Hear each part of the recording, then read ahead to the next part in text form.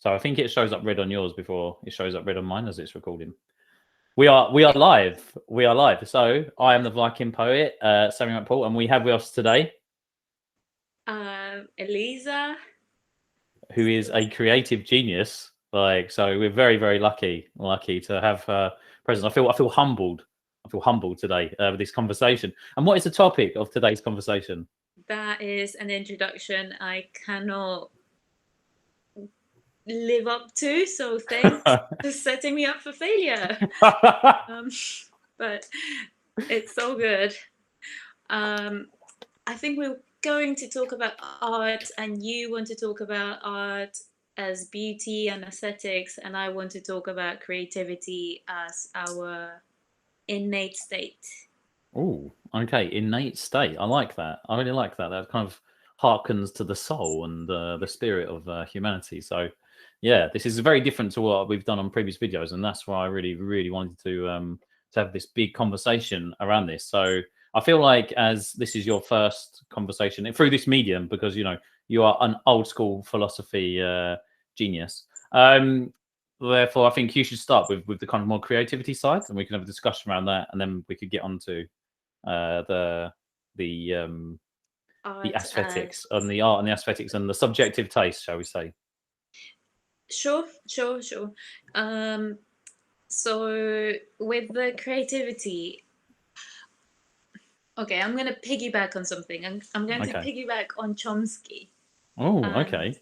Yeah. on his theory of linguistics. So Mm. people think, right, that they are either creative or not creative, Mm. and I completely disagree. I think that creativity we give it such a narrow definition when it's such a wide spectrum of the unexpected things that human beings do on a daily basis. So you think that you're not creative, or like say a random person in the street thinks they're not creative because they don't draw, they don't dance, Mm. they don't do music. But then this is where Chomsky's theory of linguistics comes in, and he says that basically every time you string a sentence together, you've used language in a new way. Like no one knew what was going to come out of your mouth. Okay, It's that's a really cool. creative act every time That's we a really speak. interesting thing. Yeah. Sorry, carry on. Carry on. I'm listening. Yeah, it's a creative. I didn't know you were going to say that. You didn't know I was going to say that. See, it's art. It's It where is. it. So the only reason why we don't say that speaking is art is because it's our most accessible medium. You have Mm. been talking since you were a child. You have, however old you are, years of practice. You have like, so we use it with fluency. And I've never met a person that can't, at least crack a joke, like at Mm. least do something unexpected with the Mm. language use. And then, when you come to the whole realm of art, the thing is that people don't have the same amount of practice as they do with speaking. Mm. And then you can get into all the layers of why we don't practice art as a common action as a Mm. society. There's like Mm. social political reasons, there like economical reasons, there's like that's a whole other conversation. But the fact that we have that creativity is not going away, it's Yeah. it's I it's I just like that. I really like that. The art of conversation. It's a kind of much used phrase, but it's something that's forgotten about. And yeah, I mean, I've always been a talker, very extrovert, like from day one, really. And I guess this is what we're doing. This is the art that we're making through these podcasts, and there is something to that. But you've got a double advantage because you can speak in not just one, you can speak in two. So you've got fluency in two like great global languages like Spanish and English. So yeah, so it gives you a real insight into kind of a wider world. And I can speak a little bit of Turkish, but it's nowhere near as and I try to be creative with that, so I can access See, conversations. exactly. Like it's about how you're using even a little bit that you have. Mm. Yeah, Um, I really like that. I don't know. It's that's made me feel quite happy. My degree was in English literature and history, and a lot of what I like is looking at poetry, and I like attempting to write poetry as well. So that's something that's like a really important art form to me, and I do love it. But I don't know why, but I hold art forms which I cannot do myself even more highly. I really prize that. So I really think that art and singing and music, which are art forms which I can't really, which sort of, when I say can't, again, this is playing into I'm seeing it as either or. I haven't invested the time, the blood, sweat, and tears, and my spirit into drawing or into learning to play the piano, or I do a little bit of singing, but that's about it. But whilst with you, I see like these great creative color schemes which you come up with like that, and I just think it's got such a pure energy to it. I think like like art is like a feast of the eyes. Like if we're just talking about like sculpture or painting, and there's like when you're in that moment visually, there's just such a great purity to that. And I see that in your art, like with the hand, like the one you did with the hand. I thought that was really good. The color scheme there, like I don't know, just like it touches something inside the human spirit. It's such a beautiful thing to behold. But I mean, how long have you actually been like a creative with drawing? mm, but that's the thing. I'm like always, but I have to say, like since I was a child, but I did have.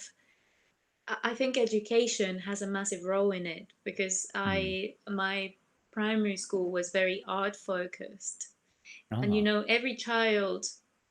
I mean, I'm tempted to say 99% of children Mm. they like drawing. They want to Mm. put marks on paper. They like dancing as well. Mm. And I think I wasn't very good when I was a child. I wasn't like one of those little kids that can draw something picture perfect. And I still don't think I have that. But I never stopped.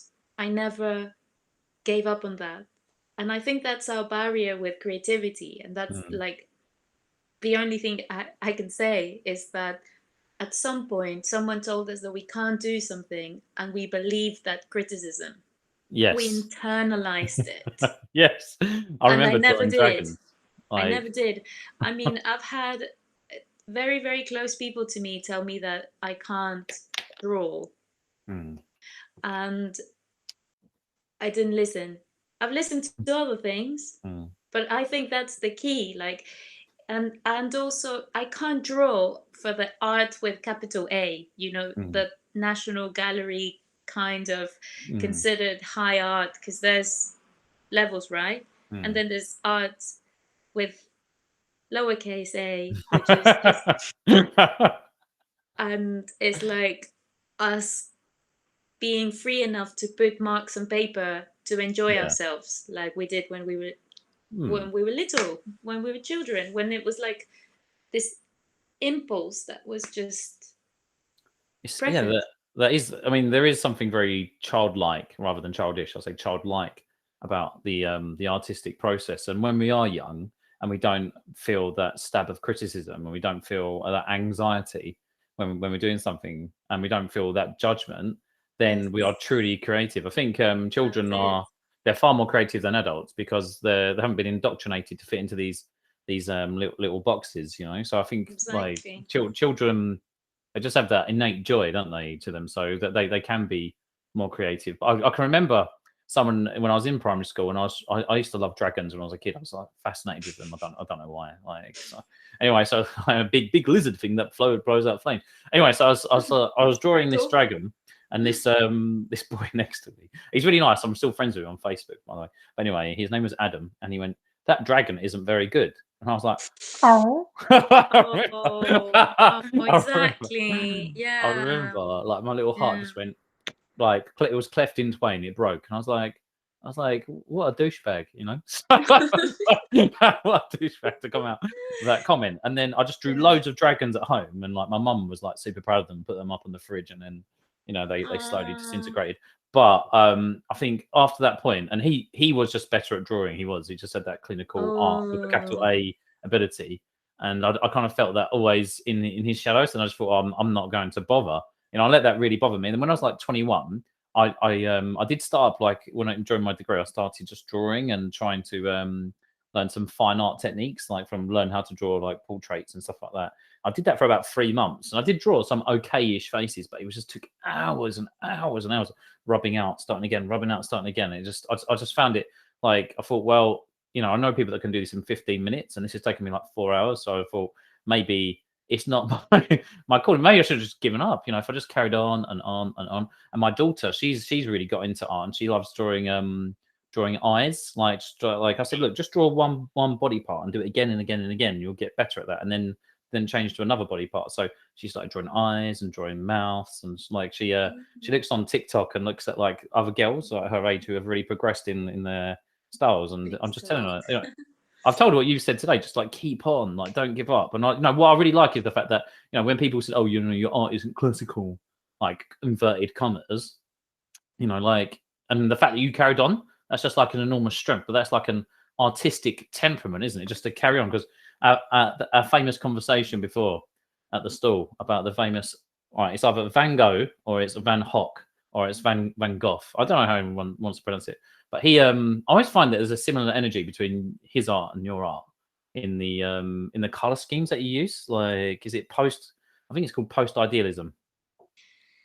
I mean, it depends. Like for me, they're not giving up. It depends. Like for example, you Mm. had criticism from one of your peers. Mm. I think for other people, they get criticism from the teachers and parents, and I think there's like an economical motivation behind Mm. that. I Yeah. think that because people, we get education these days to get a job, basically. How Yeah. are you going to pay the bills in Yeah. this world? So people get disencouraged from doing art, to disencourage you from wasting your energy into something that is not going to be lucrative in the Mm. future. They feel like they're saving you by telling you that this is not your path, that you don't have that talent.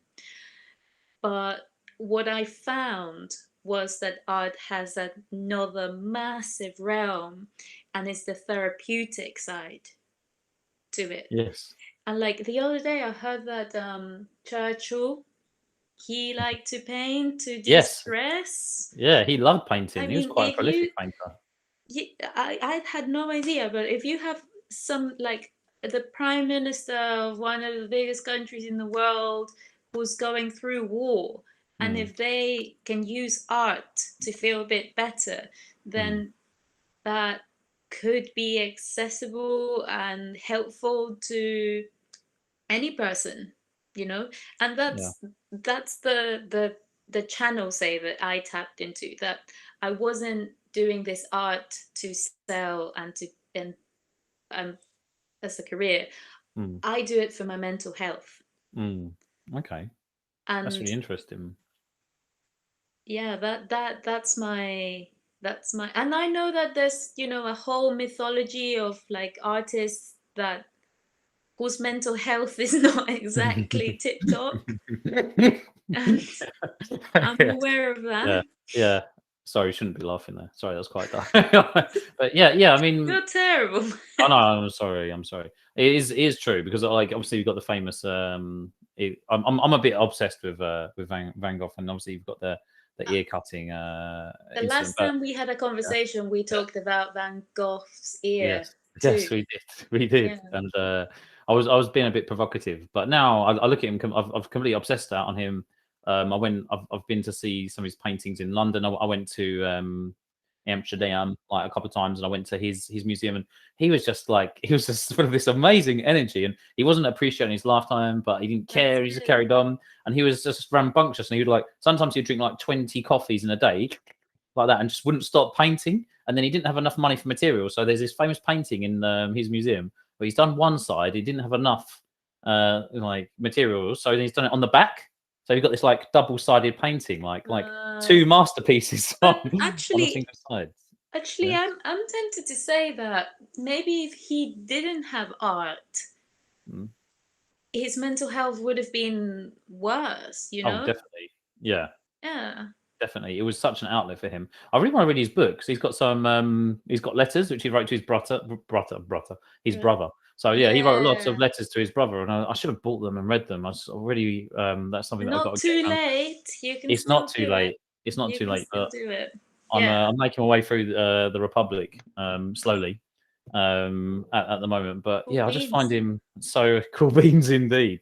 I just find him so interesting. Joe, he links in really, really well. If we may look at some of his great pieces, so I'm assuming you can see what I've just got on the screen there. Apparently this painting Yeah. that Starry Night, he drew like an actual, like there's a collusion of like stars, something happening in the galaxy that has that shape, Hmm. and he drew it without having any knowledge of astronomy, obviously. Yeah. But it matches real sky phenomenon. Okay. That's Yeah. see, every day's a school day. Every day's a philosophy day. There's just something about this though. When you look at it, and it's so beautiful, and you just wonder why people couldn't appreciate it. And it's just like those bold strokes, like this, they're so bold, and it's like it's his art. The closer you get to it, like the less good it looks. You need to be a very certain distance away to appreciate Yeah. those colors to merge together. And I can't help but when I look at it, I just think there's something almost impetuous about it. It's just like "Rah, rah, rah." I can imagine doing this quite quickly, and yet he still created this this masterpiece. It's just I don't know. I just find his color schemes are just so beautiful. I wonder if this has faded over time as well. Like, what did it look like when he first painted it? Was it even brighter? Did it look even more differently? And I think what he does, because he takes what he sees, and then it's like that post idealism, and it's like, well, then I'm then adding what it makes me feel. I think that's the success of his art. But I'm a huge fan, and not just of this, Yeah, but it really obviously, shows yeah. you how people's appreciation of beauty is definitely colored by what they're used to, by the Mhm. context of the time. Zeitgeist, And man. Yeah. this is too, it was too different for people at the time. It was, yeah, it was too radical for people to appreciate. But in today's society, it's so mainstream. I'm going to add a little Doctor Yeah. Who reference. There's a Doctor Who episode of Van Gogh, and Doctor Who goes back in time and tells him, actually, you are the most appreciated artist of like after your death, and he shows him around a gallery and people talking about how great he is, and he's just like, yeah. Yeah, people are obsessed with him now. Yeah. Like his soul can rest. But I just it makes you wonder how gloomy was that kind of Victorian period when it came to art. Like how dull it must have been that they couldn't accept a bit of color into their lives. Like what was happening in that thought process where they couldn't Yeah, but see. like, Yeah. look at like his paintings. They don't look like a picture. And I Mm, guess the mainstream art at the time was like this perfect portrait making. Like mm, the boy that said that your dragon wasn't like a perfect dragon. mm. Yeah. Maybe your dragon was an abstract dragon that wasn't, he wasn't ready to appreciate. Yeah. Because Yeah. this is quite psychedelic with all this colors and stuff. It's I guess fear of something new also made him underappreciated. I've even got an app on my phone where it's like Daily Van Gogh, and they just show you a different picture, and it's just like waking up and looking to it, and I just feel the energy here. But I think the energy in this piece is different to the last one. Like I think this one's a bit darker, isn't it? Don't you feel there's more of a somberness yeah. I like mean, to this? this is like a betrayal of the self, whereas the Mm, other one is like nature. Is mm, peace. Whereas here he's like, his eyes. mm. I don't know. Like he's been through a lot there. You can see his Yes. pain. Yeah, you can. You can definitely feel it. But when you talk about nature, I've got to talk about something about this. Like I think a lot of people when they talk about nature, they always just assume it's like really beautiful. but I've been watching some nature documentaries, and it's really like affected me. Like it really like upped my anxiety levels. Like alligators, like just like eating like warthogs, and I was like, ah, like it's just like it's really brutal. It's really gory. Like like how nature's like it's so beautiful. Of course, nature's beautiful. You get beautiful sunsets, and like there's a lot of you've got flowers and etc. There's so much beauty to it. I'm not denying that. But I think there's a real like other side of nature where it's like exceptionally cruel, like parts of nature that like when you see like the hunter and the prey, and I was just like, and the pain, and I just think like, is that beautiful? Like, I'm not hating on nature, by the way. I'm just saying like it's not all rainbows and roses, and even roses have thorns, I guess. So yeah, I've been watching these nature documentaries, and it kind of freaked me out. But you don't seem so keen on that premise, do you? I mean, uh, yeah, I would have to say that our definition of beautiful is quite narrow, Hmm. and maybe we're forgetting to see that it's a whole process, and like we live in a world, in a universe of like of all Hmm. sorts, with like alligators and spiders, as Hmm. well as poppies and butterflies, and Hmm. you know I I mean had that this. I'm Yeah. gonna have to quote Wittgenstein. I don't know why I'm so quotey today, but like You are quotey. I'm It's good. It's quotey. good. It's Um, good. like the beauty is not why the world is or how the world is that Mm. it is. I mean, I Yeah, think, yeah, that that's good, man. That's good. Like, I feel very outquoted at the moment. Like, you've quoted some of my favorite. I love Wittgenstein because, what he does, he like the language games that he yeah, plays around with. The one quote, which, not that this is a quote competition, I feel completely outquoted. Like, to understand my philosophy, no you have to competition. climb up the ladder and then throw it away. I really enjoy his Logicus Tracticus. That was a bit of a weird reading for me as a non-philosophy student. This one here, like again, it's got that same kind of almost like depressive mood to it, hasn't it? Like there's a seriousness Mm, to him. So, but yeah, it's almost marine. It's almost like he's like in an ocean, or like the he's drowning. energy and the spirals, and Mm. yeah, I love that background. Love that yeah, background. Like, but yeah, and then we got like the real classical stuff. So, yeah. Art with like, the most capital A. This is yes, yes. big, big, big classical capital A. I found out something really interesting about the statues, though. They're not actually supposed to be white. What do I you only found mean? this out the other day. Like, when we look at these marble statues, and we're like, "Oh, yeah, it's good." They're not. They were painted in color.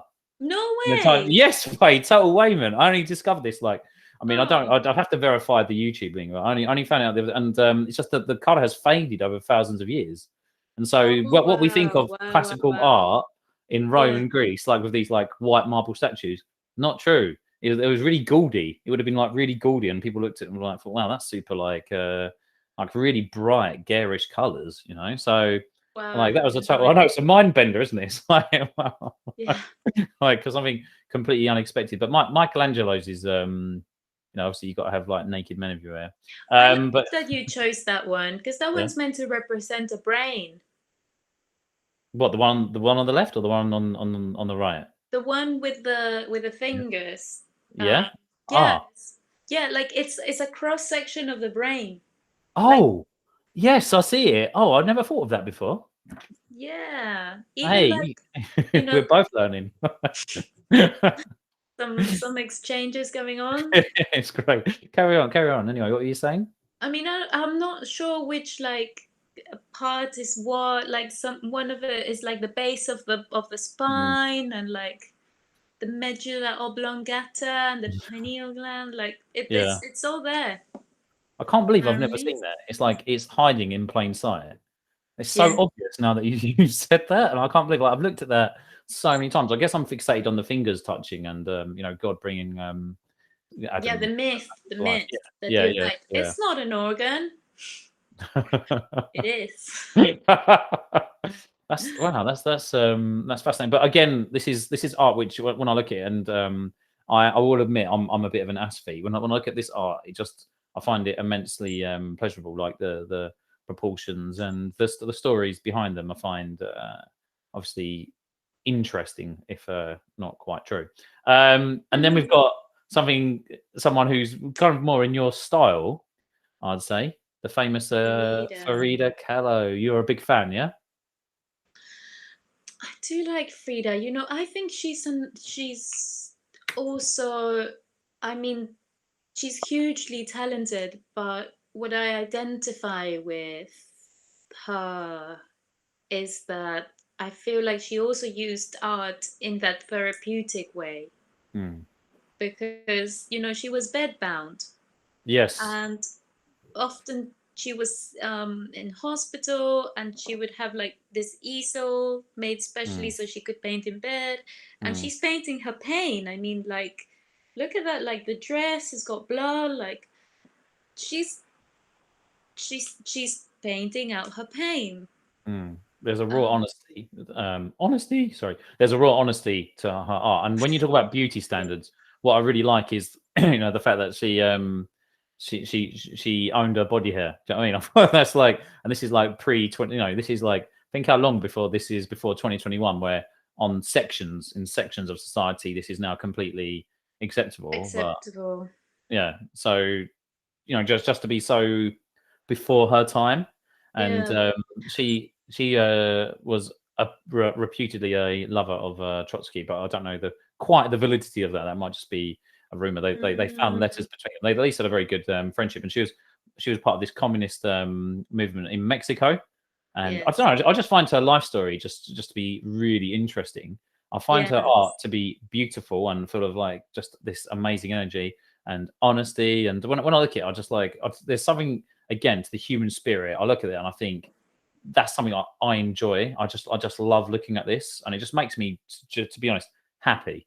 Yeah, just happy to look at it, and I'd love to go to one of the galleries and see a lot more. And she was so productive, and like that life story of being, like of being kind of like disabled and not being able to get out of bed for like large sections of her life. But Mm, then instead of like kind of like being made, I don't know, obviously it would have affected her, but it seems that instead of just wasting that time and kind of like being in self-pity, what she's done, she's used that time to become and that this. self-pity.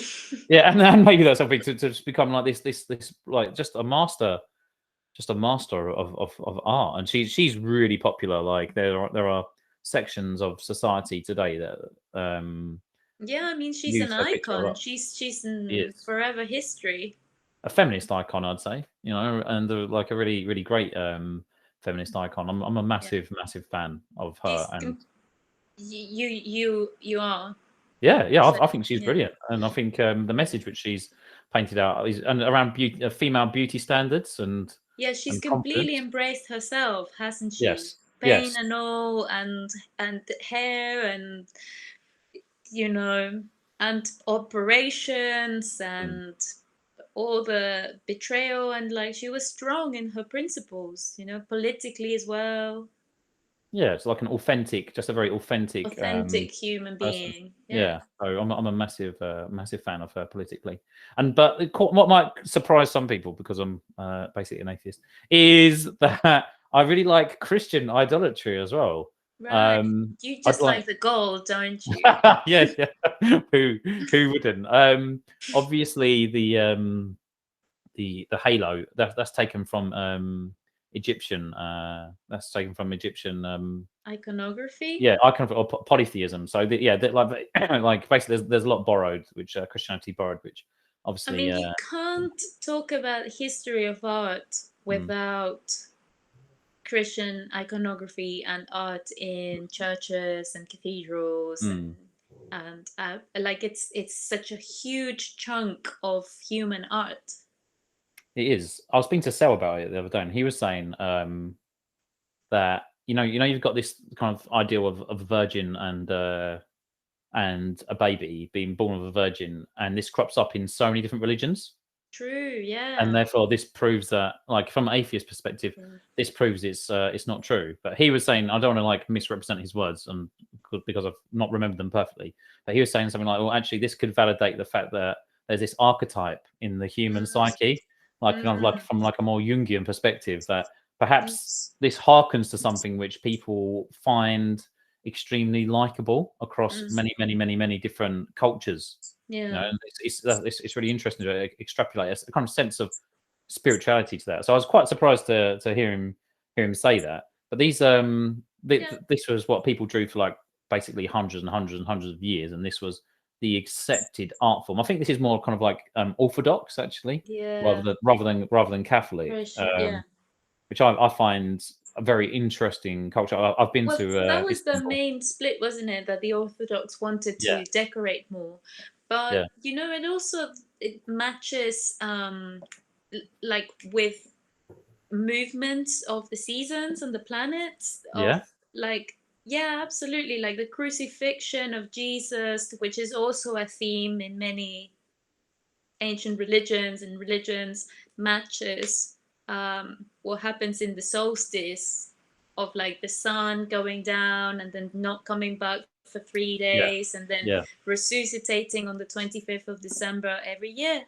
Yeah, yeah, Like, like yeah, I was actually aware of that. I didn't know it was actually based on the kind of the winter solstice until like a few years ago. Actually, so it's a really interesting concept because like with the symbology of the 3 days, it just shows you how yeah. rooted paganism is into monotheism. Even though like monotheism claims to be something completely different, it's like you can't just divide yourself from the past. Like you see these like these kind of like tendrils of meaning just carrying on throughout history. Mm, So yeah, I do find that quite fascinating, that continuity. This is more Catholic. Okay, this so is Catholic. Oh this is yeah. Catholic. This is Yeah. white Jesus here. Right, who's based on some king from Spain. I can't remember his name, but like Yeah, I obviously, remember a picture of Jesus like that yeah, on my grandma's wall, yeah. and yeah, he looked like some kind of Hollywood movie star. Mhm. Look at I that mean, crown; it's so over the top. it is. But Joe, I really like it's the hearts, the It's the symbology of the heart. heart, the Yes, Sacred Heart. yes, the Yeah, Sacred Heart, and yeah.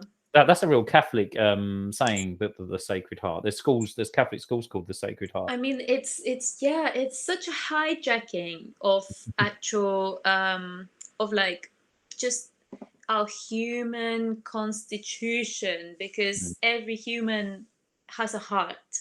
Every mm. heart has a I'm trying to reclaim the word sacred without Yeah. religion, and Oh, it's okay. really hard. It's really really hard.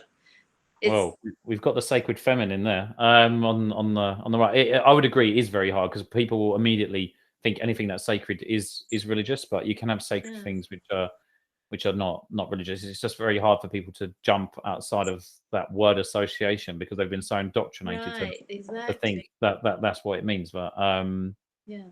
like that sacred like so what I find really interesting about the Madonna or Mary, the mother of Jesus, I teach history. So when I teach Sure. about Elizabethan history in schools and about the Reformation and how a lot of Catholics were really upset that the Virgin Mary was being taken away from them because she was a feminine consolation to them. And Mm. you know, Protestantism is basically more patriarchal, isn't it? Because if you think about it, like the Bible really is like a very patriarchal construct. Oh, And yeah, completely. I yeah. mean, every female character in the Bible has been um, like there's Mary Magdalene. They're like, don't listen to her. She's a prostitute. There's like Do you texts know that about say anything? that she could have been Jesus' wife. Yeah, I know. Like, Yeah, the what's that? What is that called? It's there's a gospel, the not, Gospel of Mary Magdalene. Is that what it's yeah, called? Yeah, exactly. they Yeah, a found them in gospel. Dead Sea Scrolls, right? Yeah. So She's allegedly the first person to see him when he came back to life. Isn't the yes. whole religion about him coming back to life, not as a zombie, but like as a and she's the first one to see him, and the whole religion is like, nope, Hmm. she's not important. Well, I think Protestantism is more patriarchal than Catholicism for that reason. I think because Catholicism is pretty women bashing, though. I'll I, tell you that. yeah, I wouldn't disagree. I wouldn't disagree. I'm just saying on this minute point that Mm. there is at least a female consolation in the Catholic faith because the Mary, the Mother of Jesus, is often prayed to. Mm. Protestants will be like, don't do that. You don't pray. You don't pray to her. Not That's even probably her. yeah, Yeah. yeah. So you only Wow. pray to Jesus, who is God and the Son of God. And the sun. Anyways, so I find for that reason, I find, and the Western or British society became Protestant, exported their version of this faith across the world, and so therefore the most patriarchal form of Christianity kind of has spread far and wide within the British Empire. Mm. And if you look at like in American culture in the Deep South, that they're non-denominational, which is basically Protestant. Yeah, really. So I feel like the most diluted form of patriarchal Christianity spread around the world for that reason. But we're going on a massive tangent about religion now. Wow. Yeah. It's How huge. does this Now, happen? Okay. Okay. yes, this is more like it. Right. Something A now. bit of a This is change. yes. Wow. Well, it is, and it isn't because Soviet propaganda is based on this. Yeah. So believe it or not, they tried to use The iconography. archetype. Yeah, Yeah. which was Yeah. based on well, they Orthodox yeah, the images, Orthodox right? Church. So Yeah. in Russia they had the Orthodox Church, and obviously Hmm. in the revolution that went away. Right, so, but they knew that the peasantry would react to propaganda, which was on with similar themes. So this is why, like this huge, hugely important one of Lenin here on the left. I Mm. just find Soviet propaganda just like, it's got that revolutionary energy by nature, but then because it's based on those Christian idols, I just find it supremely beautiful.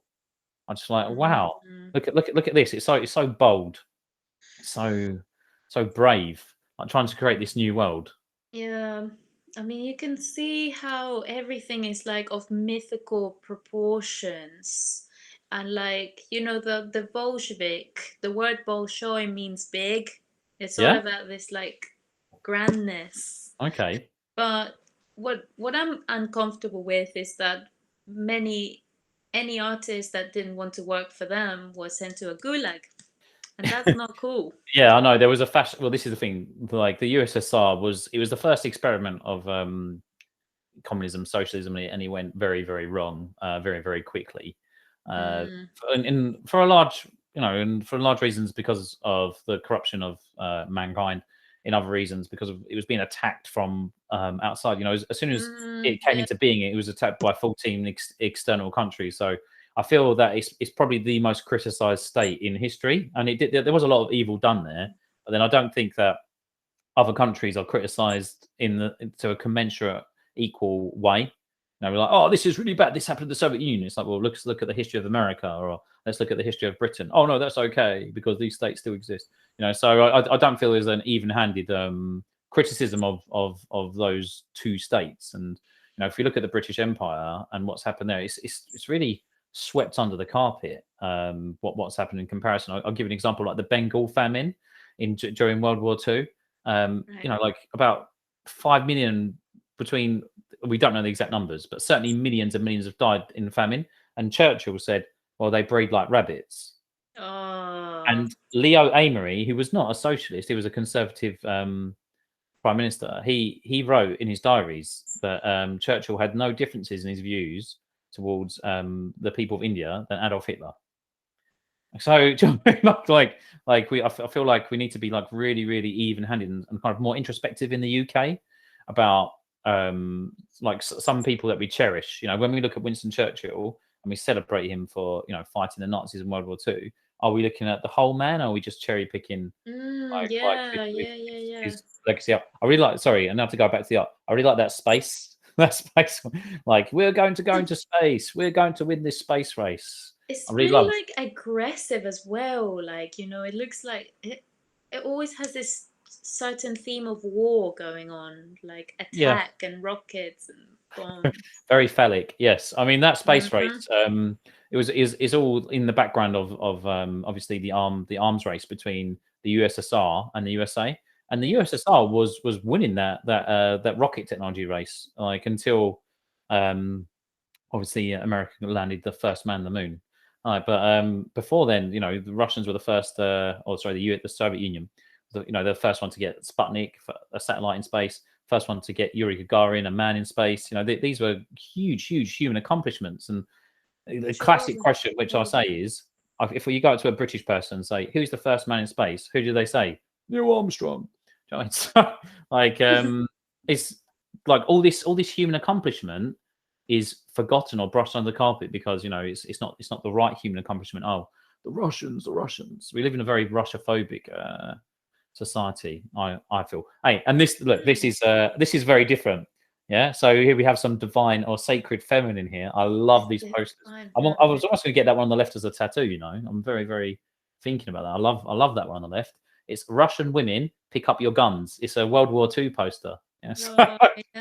I mean, Russian women ended up doing so much of the work, didn't they? Because so many of the men died in the revolution and the wars that women just picked up the whole society. I mean, you had like women scientists, women train drivers, women, like, it's actually like the backbone of the society is still female workforce. It's amazing actually. I think it's the Soviet Union was the first ever country to legalize abortion. It was the first Yeah, nation ever to have a female minister, that's Alexandra Kollontai. It was they had communalkas. Now I only found out about this about a year ago when I was teaching Russian Revolution A level. That in the Soviet Union, what they did, they got rid of the bourgeois, obviously, and then they just built communalkas, or they in St. Petersburg, which was Leningrad, they had all these lovely like bourgeois houses, and they just divided them up and gave them to the working classes, and they lived together in these. So they call them communalkas, communal homes. They still exist in Russia today. They're still there. Like a lot of people still live this way, right. and it's like having a huge extended family.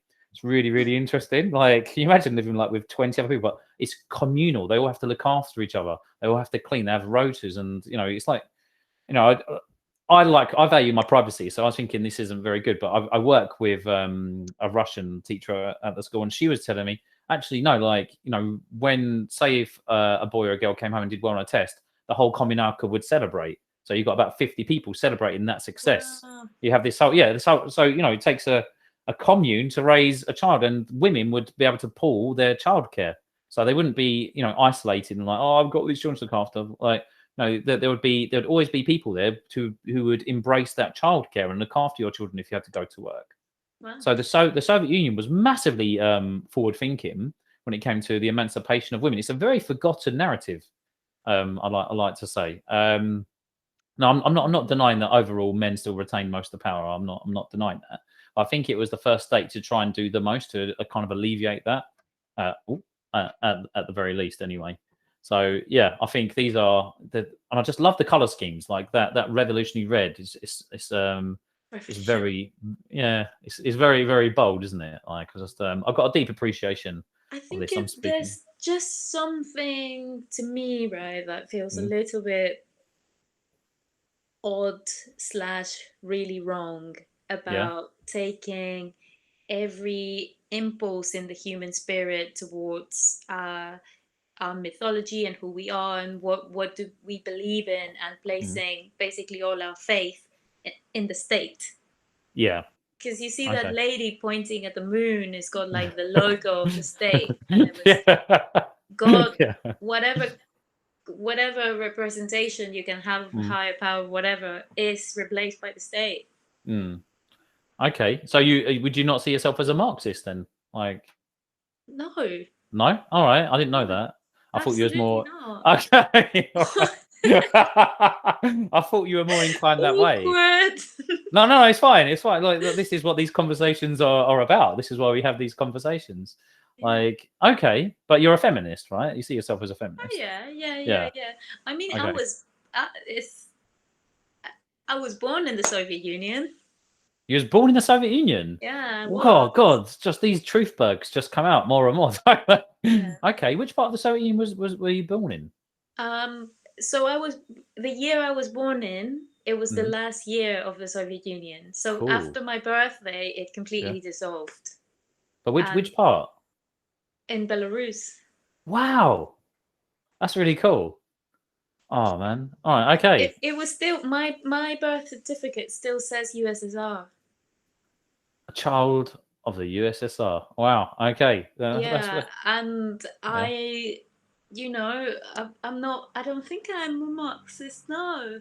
Okay. All right. No, that's that's a lot of people aren't. A lot of people are very Like I see myself as a socialist, so like, Something more along those lines, yes.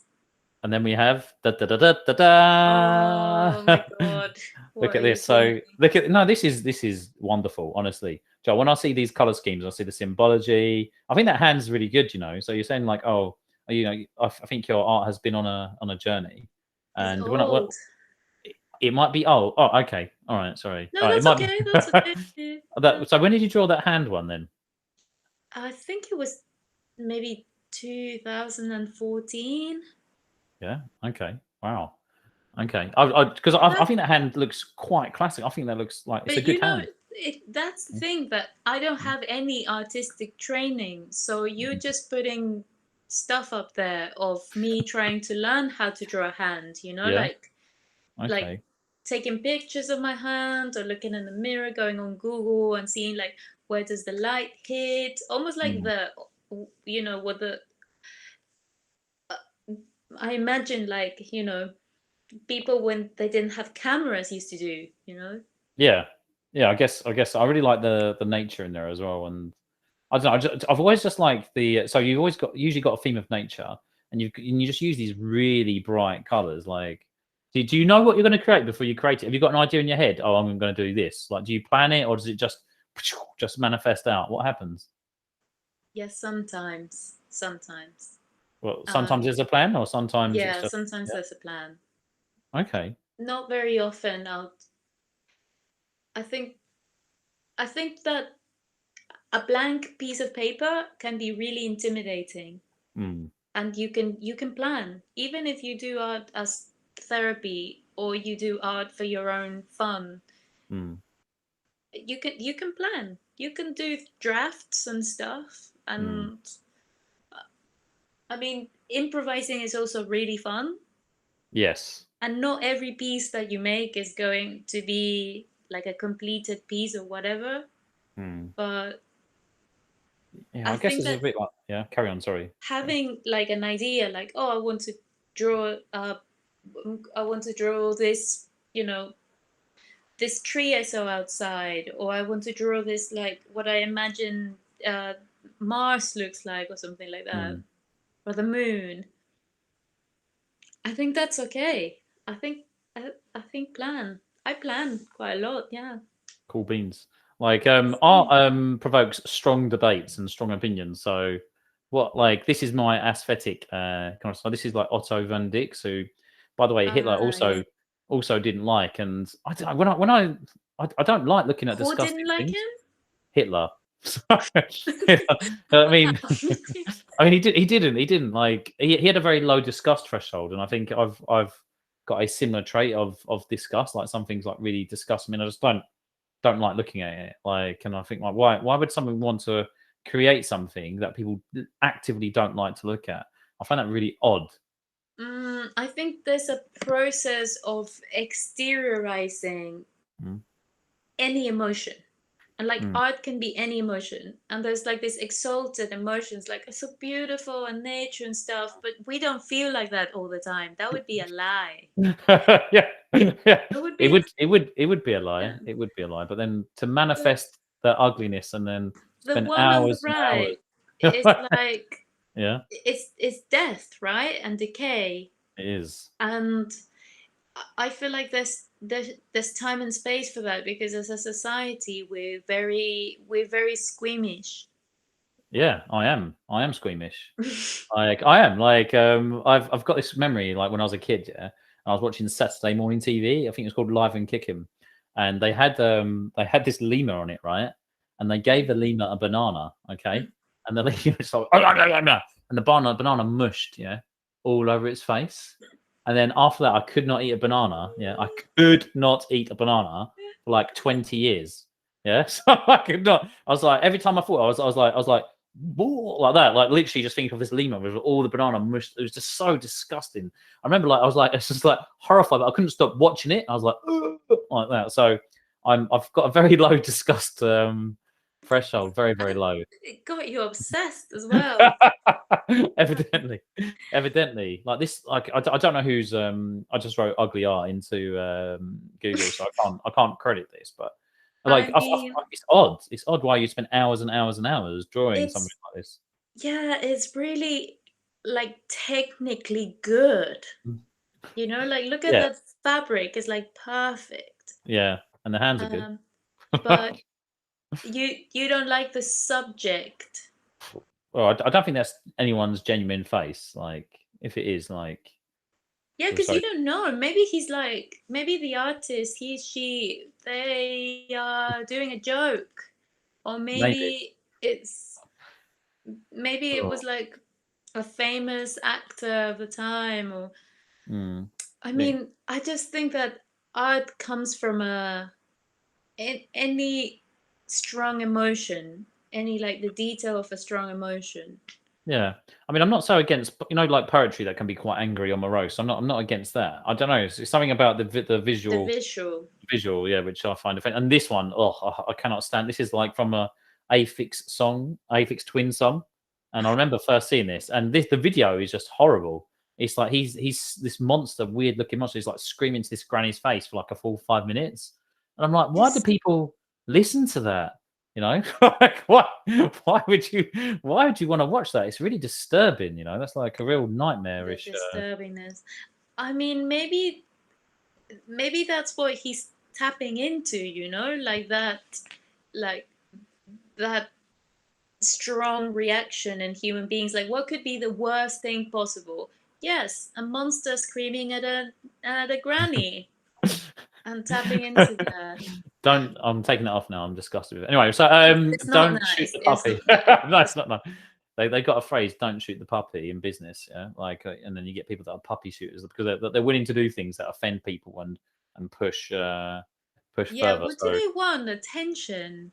What? yeah, I don't know. It's a very dark. That's a very dark imagination that's come out of, and to manifest it, I'm not so keen. So I just like, I think that art forms are at their best when they exalt you to something higher. Like, we should be trying to fly high above with the eagles, right? Not lay down in the gutter. So I think that's when creativity is at its I best. I hear you, but I feel like there's not one without the other, unfortunately. Yeah, Like, what are you gonna do? Like, the thing in the gutter is still gonna be there. You can't just put a nice carpet over it. It's it's just true. like, but I agree with you. It's like, what are we choosing to manifest as the collective, and Mm. what are we feeding? But you know, those things are gonna live in the unconscious until we make them conscious. So maybe in a way, it's better out They're dependent on one than another. just Who yeah. is it? Simon Blackburn. He wrote Think, and there's a really good bit of logic in it. And someone says, "Oh, some coins are fake." So for all I know, all coins could be fake, but forgery Right. is dependent on authenticity. So ugliness is dependent on beauty, and beauty is dependent on ugliness. So you can know what beauty is. So you have to look at The ugliness. contrast or something. Yeah, yeah. To Mm-hmm. these antonyms, like you need, like, they're actually dependent on one another. Because how can you appreciate beauty if you haven't seen what ugliness is? Can you Mm. not appreciate love until you felt hatred? Like, I don't know if there's any answers or genuine answers to this question, but it's a very Yeah, we're interesting, getting metaphysical there, yeah, very very very or in tangential. language. But I can definitely hear that. Um, not one without the other. At Yes, least, like, the world as it is right now, it would be denying a massive part of it if we deny the pain and the things gone wrong and the violence and hmm, it's true. But I remember you said to me, like, because we used to work with each other, and you said, "Do you remember those kids?" And you was like, "Look, don't talk about pain. These kids, they need good, positive things." That really stuck with me. You know? Like, I mm, think I was talking about death or something about the death penalty, and you was like, "Look, these kids, man, they need need some love and some positivity." And I well, was like, because they were already, "Yes, yeah. yes, you were I right." mean, In that young context. idealist me thought that they had enough of the other side of the contrast in their lives already, and they hadn't seen the other side too much, particularly for their young age. Yeah, in that context, you were completely right though. And I went back and I thought, oh yeah, she's really really hot on on something Oh, there, I'm glad. I'm glad that yeah, helped, man. well, I hope it helped. Though that it was a very challenging place to work. Right, Joe, what? I think we've got to a natural space for a conclusion. So I don't know if there are any conclusions when it comes to art. I don't know. Would you like to sum up? What is it we can sum up with? I mean, that's the cliche of art. It's subjective. We can just. I mean, if people can feel like there is that they are creative from this experience, then yeah, that's it. That's all I want. Conversation is creative. Okay, all right, thank you. I think I like when I try to come to a conclusion, I can never think of anything. So we're going to go with that. All right, guys, thank you for tuning in. All right, stop recording and Cool.